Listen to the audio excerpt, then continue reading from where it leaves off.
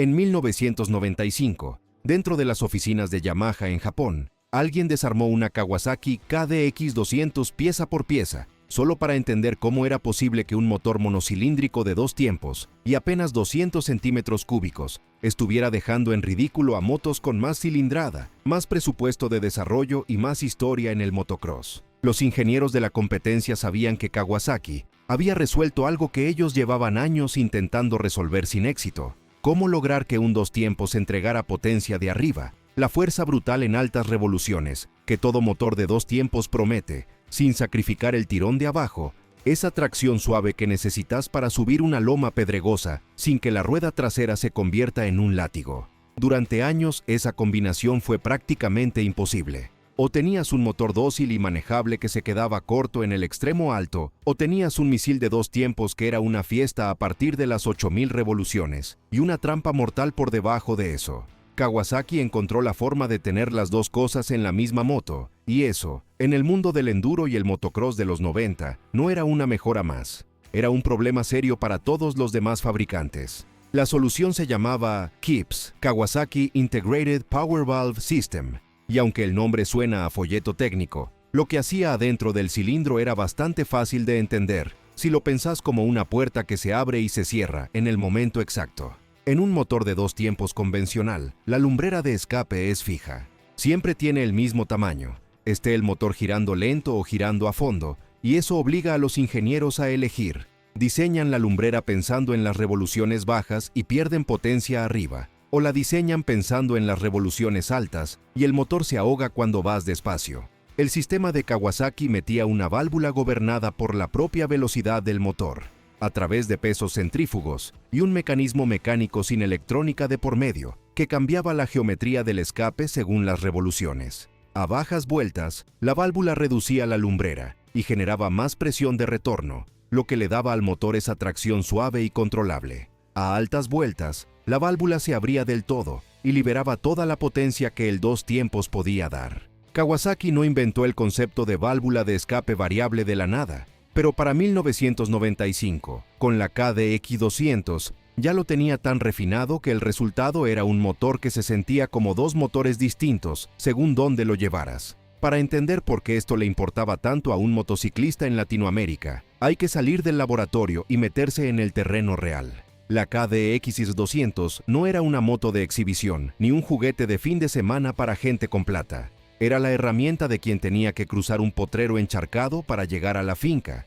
del cazador que necesitaba subir una trocha de piedra suelta sin que la moto se le fuera de las manos, del competidor de enduro amateur que en Colombia, en Venezuela, en el interior de México y en el sur de Chile, encontraba en esa moto algo que las japonesas más caras no ofrecían con la misma honestidad: control real en terreno impredecible. La válvula KIPS no era una curiosidad de laboratorio para esa gente. Era la diferencia entre que la moto respondiera cuando la necesitabas despacio, en una subida técnica, y que además tuviera fuerza cuando había que salir rápido de un tramo abierto. Los mecánicos de pueblo que aprendieron a destaparla y ajustarla a mano se convirtieron casi en especialistas locales, porque una KIPS sucia o mal calibrada le quitaba a la moto justo esa magia que la hacía especial. Se corrió la voz, de finca en finca, de club en club, de que esa Kawasaki verde hacía cosas que las otras no hacían, y la fama se construyó así, sin campaña publicitaria, a partir de gente que la exigía en terreno real y volvía contándolo. Y sin embargo, hoy buscas una KDX 200 nueva en un concesionario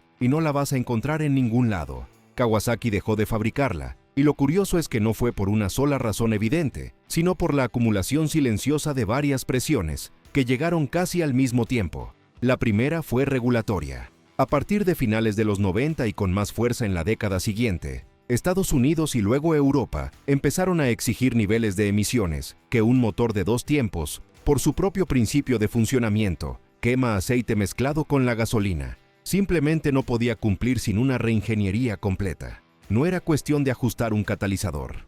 Había que repensar la combustión desde cero, y eso convertía a cualquier 2 tiempos clásico, por más ingenioso que fuera su sistema de válvulas, en un candidato directo a desaparecer de los mercados, donde esas normas se volvían obligatorias. Pero la parte que casi nadie cuenta es la segunda razón, la que tiene menos que ver con el aire y más con los números en una hoja de cálculo. Para Kawasaki, seguir invirtiendo en perfeccionar un motor de 2 tiempos de 200 centímetros cúbicos dejó de tener sentido comercial en el momento en que sus mercados más grandes, Estados Unidos y Europa, empezaron a inclinarse con fuerza hacia los motores de 4 tiempos, más limpios, más silenciosos y, sobre todo, mejor vistos por una nueva generación de compradores que ya no crecía asociando el olor a aceite quemado con diversión, sino con un motor viejo. Rediseñar la KDX200 para sobrevivir a las nuevas normas de emisiones habría significado, en la práctica, dejar de ser una KDX200. El motor que la hacía especial era exactamente el motor que las regulaciones estaban empujando a extinguirse,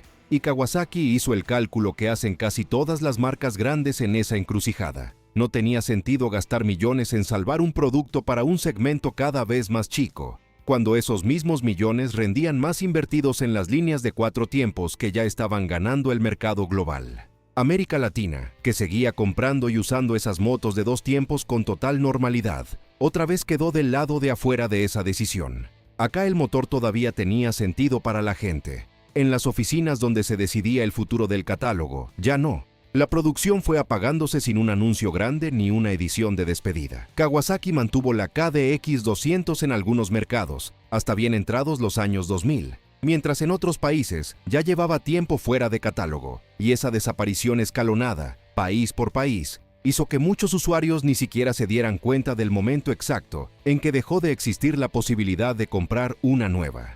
Lo que quedó fue justo lo que suele quedar cuando una máquina se gana el cariño de la gente que la usó de verdad.